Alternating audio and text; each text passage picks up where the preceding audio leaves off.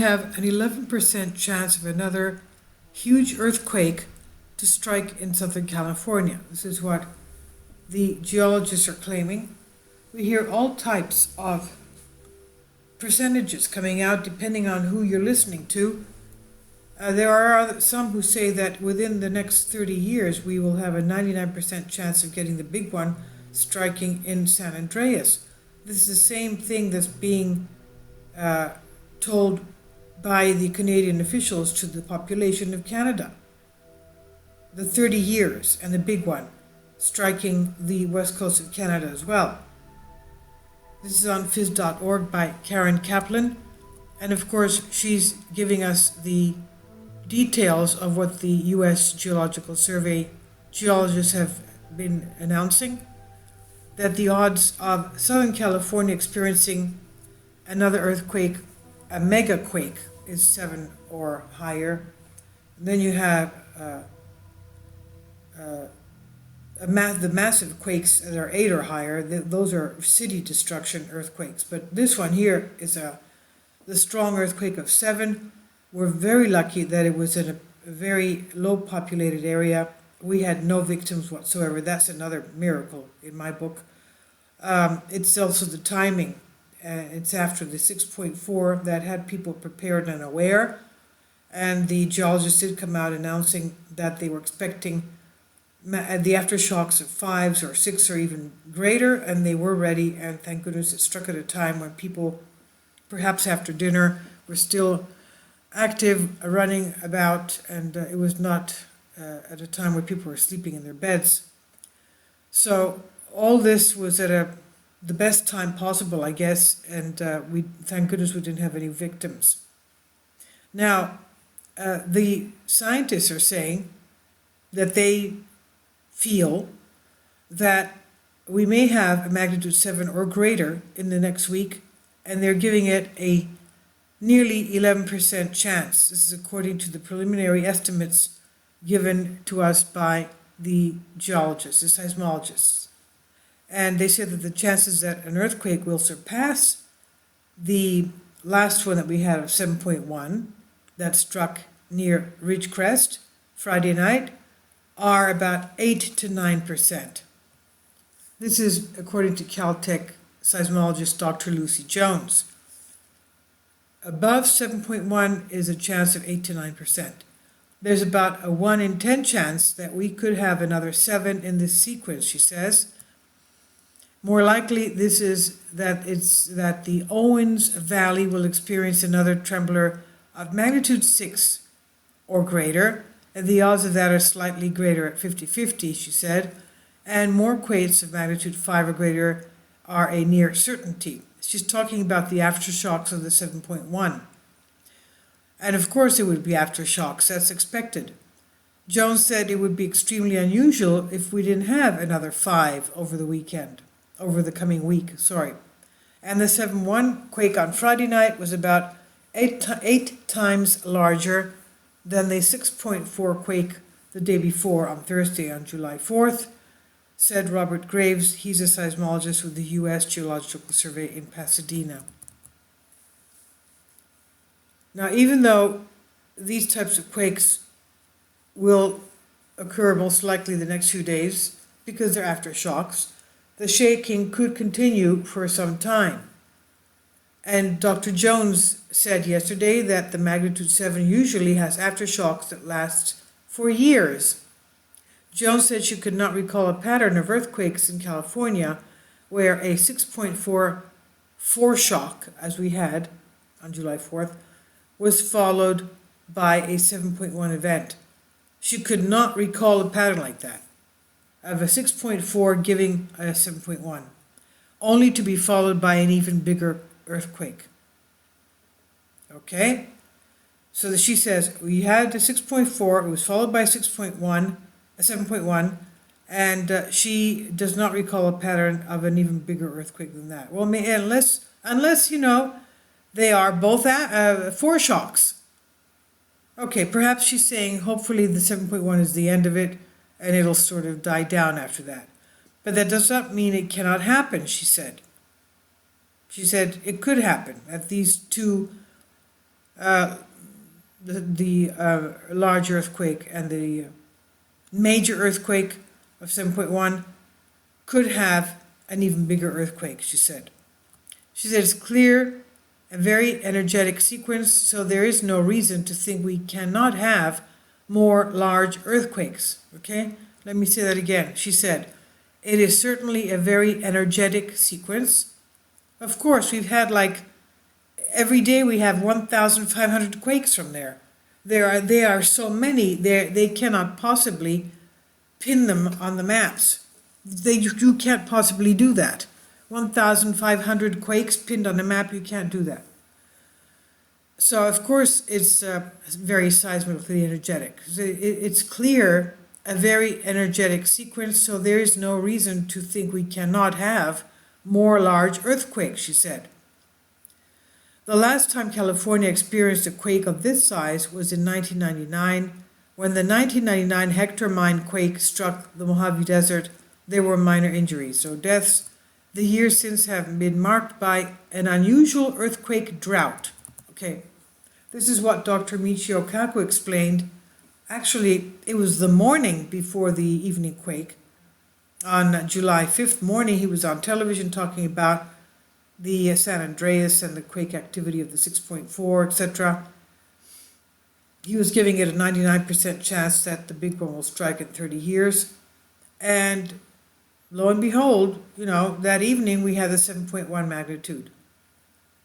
Now, he also explained that the Los Angeles area, Southern California, had not seen a major quake, and it was overdue about 205 years. It was overdue. And he said it last struck, a major quake last struck 300 years ago, and so we're overdue. The earthquake drought that he was talking about and explaining. Now, the years since have been marked by an unusual earthquake drought.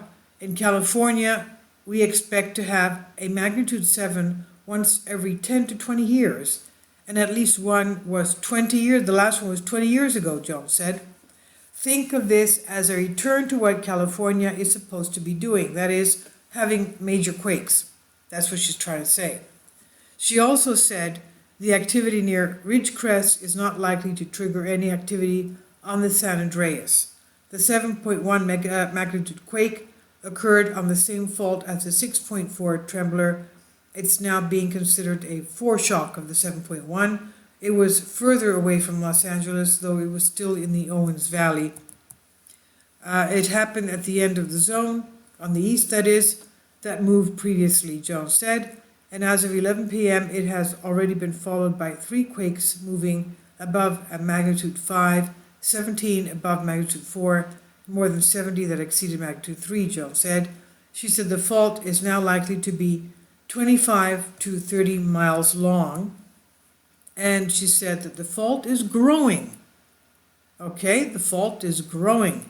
Thursday's 6.4 foreshock triggered shaking in Ridgecrest of intensity 8.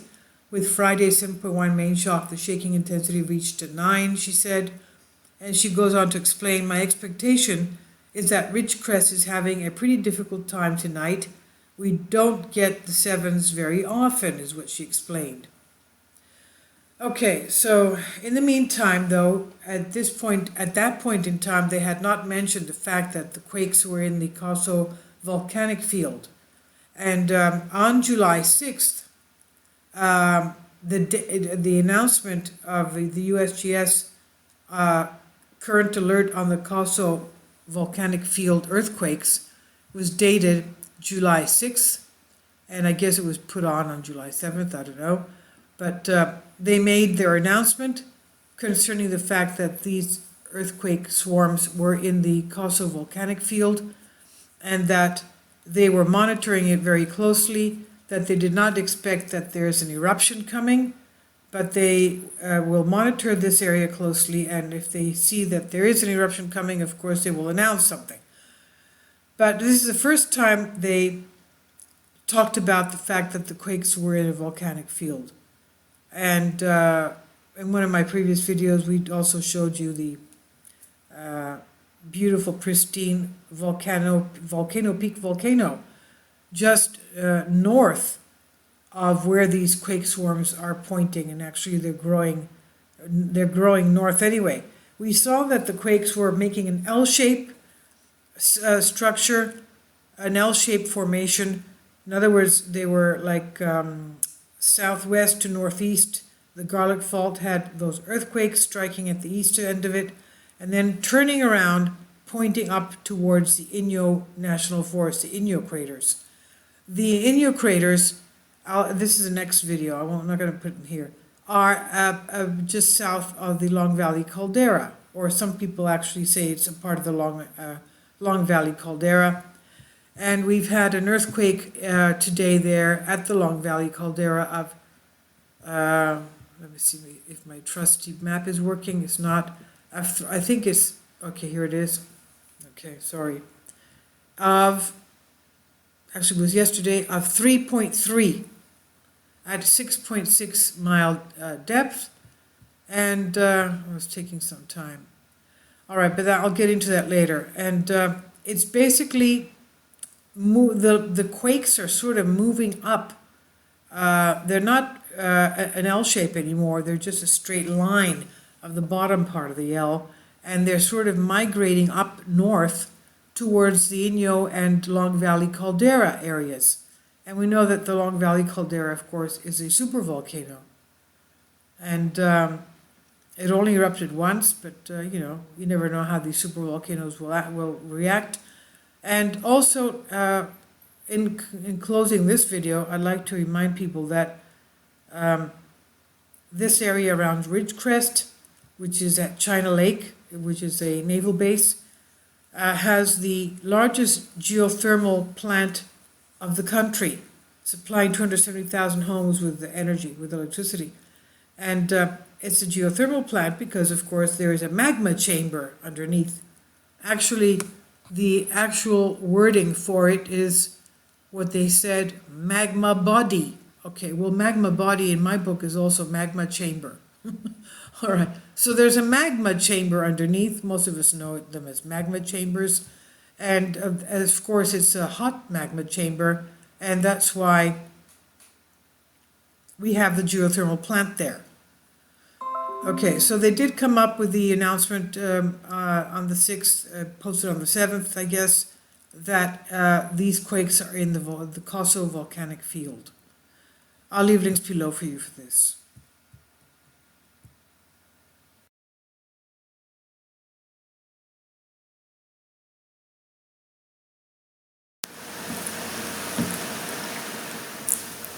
If you'd like to join me on my Patreon account, you will hear content not covered by mainstream media.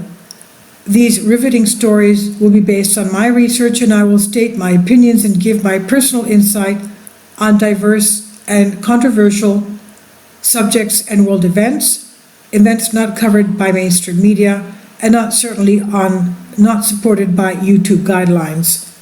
So whatever I have on my Patreon, most of those will not be on my YouTube channel. Please consider becoming a member today. More of the most significant and important videos will be on my Patreon channel. Your support helps me to continue my research and keeps this YouTube channel alive.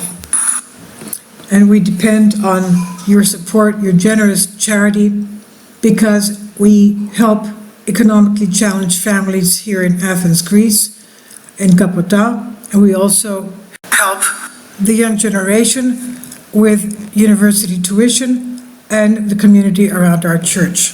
Thank you.